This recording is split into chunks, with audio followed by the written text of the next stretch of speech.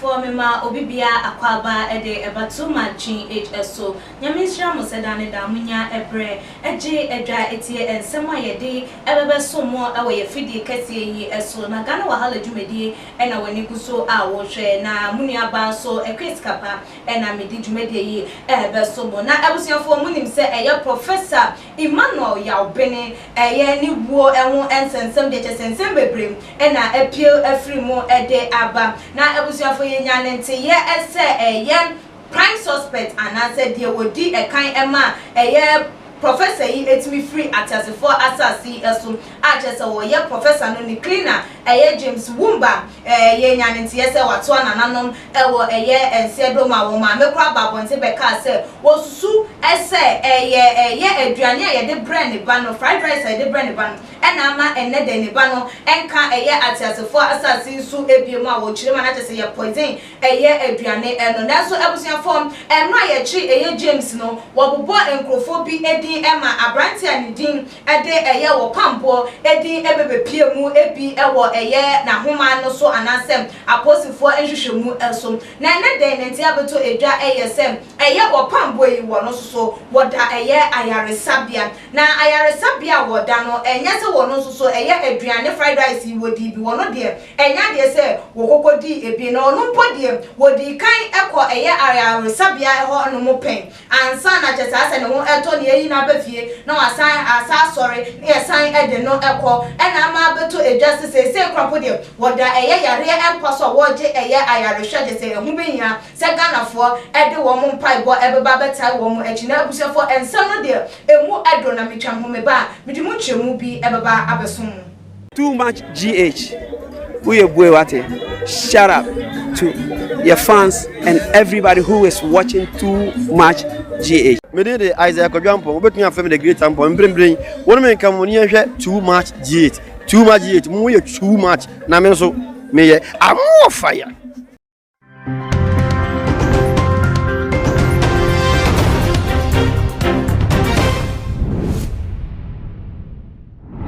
For me sanso emamo akwaba ebi na mini aba Miss Mexical ewa hanoma mene no ebetwetwen nkomo afa ensem no ehu entikan hwen na ma wani endi eche oba Messi mi mo akwaba mini aba sika meje so bibi abokode nyame adom na nso nyame adom nso me ho yehia ya chi no kre etimi wu ma mini wo ma ye zenye ne yasa ehia biem me fanesa fanesa obanya oba no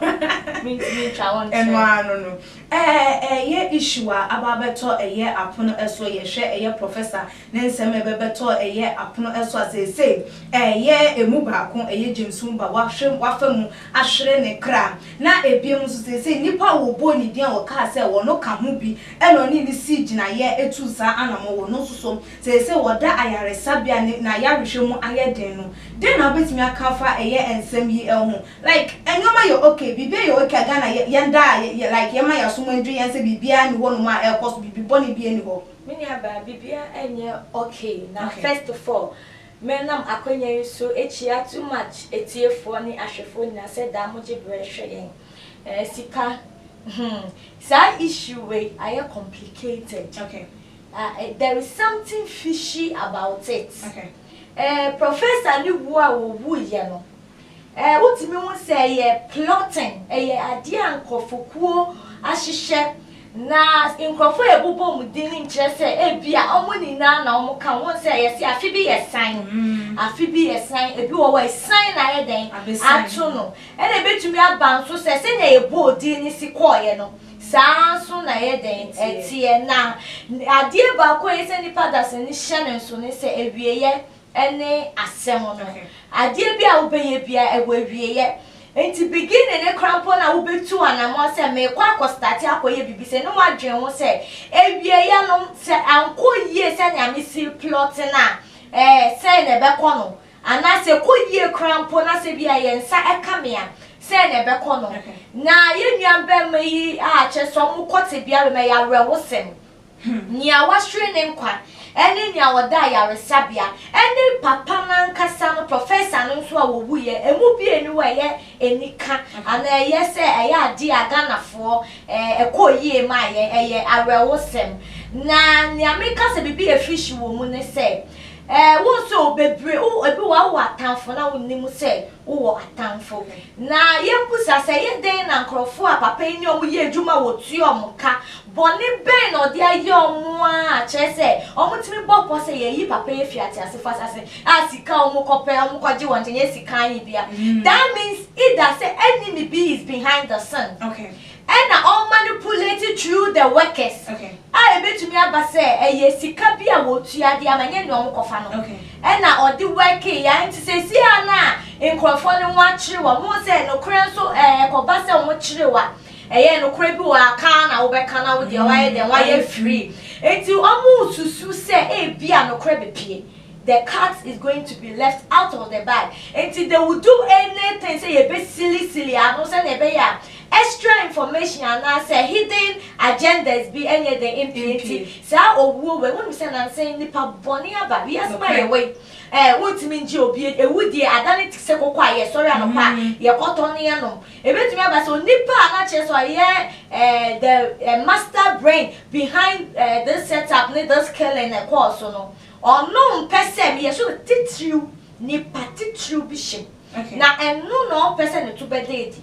Na to say so sika kasa miniaba. Se wo sika be kasa ma. Ene wo betimi ato obia. Obia wo the price. Okay. Obia wo price a wo de ma no beto no. Se betimi aba se mpanifo teach you bi o mo sha ase no. They are buying people doing what is going on because injection. Okay. Yeah, what poison they inject amount for will slowly. Okay. And yet that time na will be. And then when you animal to say fried rice, yeah, mommy, also to say the man be na because ni ode buy no say fried rice na me sure say bet to me actually penetrating. Yeah, nya ne sa. O bet to me about say penny nim pombi tie mu a sister ni akoso no. Ni akoso Ghana ya nhwe yi a menim ye wieye oba Mercy na ye unim se wo diboni bibi e wo ho no wa bonkrofo pa wo hyeche no wa bo pa manoma we anyina ekoso na afi de wo sa eyi enkrofo afri ho no okotere ekokwari ni mako ma ponche ne etimiti hu fifiri sa ma ne yi se wo boni a wo di nti wo pese wo di be pinti wo yi wo bi eba e de afri ho no say like sa abadane na ye wo enkane no eni wo bi mu ana because of sika enti no yetimi bu ye ni egu enioma eso na sika ebetina won nsem afebo sika edwane tis won taban edwane papa na bone so aketia wo ho enne na waye bone na agusu ye na wo court free ba ochine bi no bone na waye no ebe chichire wa wankasa wo yi wo ho ano a wontumi yi wo ho ano ma ne ye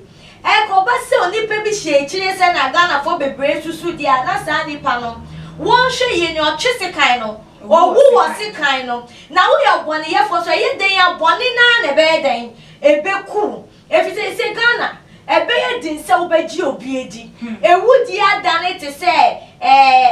campaign ayeye okay se obi a ni omumobro biem an Robert say ebu wa Ghana ewidifo ebu wa Ghana uja queens ye kan 500 cedis crown pa benya kela ye queen minia basika ya rewo sem obi etie ye ya onfa ne ho adwen wiase ni hwema yen sika ni hwema yen money is not everything one hour free say sika mo power a omu di omu kuni party say mboa no omu se wiase no eso na enso wan hwe yi awunkum e na wiase no e wa wieye nipa bie no obekirebo na wan kirebo na wudie ya na wo kwa busa ho se power na wo hwehwe sika na ama wo se wo sin obi a nipa ye mboa no wo de be call me aba wo de wasem kwa de yenim ye fa hell ni we ni post fancy asisi wasem yenim na emom nya me busa se dan na wo bo apodi si power na wo di tonkro fadwin die wudie no wo kwa power na be di wechi sika na ndi wechi edin a wo je ana edin a wo penti ama we wudi ahye wo ma no mini aba obie nu o de be ko asamando enti ya ade a se ya dwen ye dwen we bu ye mfo se ebie ye bi wo bebi e di mani pada seni Aba Mercy ya hwe eye professor ne nsem yi se de eko eya. Enyoma se de enyoma ani edane se de ebinom eka enyoma no esi efa na ebinom nso eche wo madwen esi efa no. Could it be say nipa what to one mo krampo na was say we are ready for everything and I said then oh me nia ba ye no kra ba ko ani pa ye jato wo. Okay. Na ye tu anamo. You should be ready for everything because he has here ye carefulness. Okay. Boni bia betimi ato anytime na ye ti se nkosia ye hu kra ye timi bo for many time na ye pai ye you see a value nipa bia se hu se hey wo ti se nkosia na wo se wo ti se nkosia wo be wo the way ya wo be carry wo ho wo enyoma bi ni anamo bia ye se utu enye sa wo refi wo ho sa no kra refi wa brabo mo enu na obi timi call for quick money because ni refi no kra kakra bi se nipa ti se nkosia obi timi die wudi sem na ni refi so ti se nkosia no so timi pai man ye obi timi kesi ni nia se me kesi mo abrabo asai ni refi so no so bia no so ya obi boni a kesi no ebetumi adane abe ball no a sa no kra we si ebe hu se nipa nsehwe na nipa wewieye na nipa bia betumi ti se me ni wo gina isika eka sei ebetumi abaso ochina kra me da ya na manso me ni mu control adumbi na ekura onipa daseni si etumi hu sa de because they say wudie no adwen bone no eni bre no amoya no pesemi nkomenya no menia ba ajicho Aba Mercy ye de nkomodidie ni se foto be na de beba mabunu na enam obisika wo benya wo de beba be chi ni putu pase wonye bibi ma no na ni refri se ade a me ye betimi di nsunsu aso bone abrem ebetimi di ohaw abrem me akasa mini pedua ebetimi di ohaw abrem ni mabusua na biem nso so no emma eye me fulfillment anyame ede ba emma me bas asisu mentimi mbe asani to eye me dreams eni me eye foto be na de bema eye mabunu afa eye sa nyoma no ehu me futuo kakra me woma obi bia ne se wo a wo hwe me wo hwe ye nuam be me yi bebi omo da ne nia we free mu a oma short omo life me ye sure se nkrofo we na kire se omo wo dreams omo wo botaye nanso se wo pray wo wi asimu a wo botaye a wo wona wo da ye so no enya ade a ebebe mu da efi se wo pray ye na wo pray no na wonim se wie ye no wo pray a wuti na afenso wona wo man krofo de omo power any omusika influence omuso munkonko di bone no munye ahweye because sika na woje no entimi hwe for the rest of your life na sika boni bia so ni wa woje a ebetumi aye ade papa woje ye na ade boni besi ma wo use ye kan so wan hwe ya na wo be end up or prison in someone for the rest of your life share mamu mo be inform wrong attitude senseless mind influence mo ensem abrabo papa bia anka wo to wo na wo fifi ti say flowers ayejia anka wo be hwen ana wo wo botaye bebra wo be ye no ma etu entwa da bi ye ma ye ninda wo ti say abo onye sa ewidifo ebe use ye amomo selfish vision ye no at the end the vision no ye starting pona end ye okay I was here for aha na ye de nkomodidie no ebesi me gidi ye pan say wanya eye afutuo ewo mu na wo nsembise bi a wo adwinche bi a wo nso betimi ede aba Tuma GH comment section follow ye where IG page and your Twitter page so @Tuma GH _ Facebook and so Tuma GH meeting ede ekwesika pa me miss Mexico and ene de ye twetwen enkomo dasene ye besane hia makram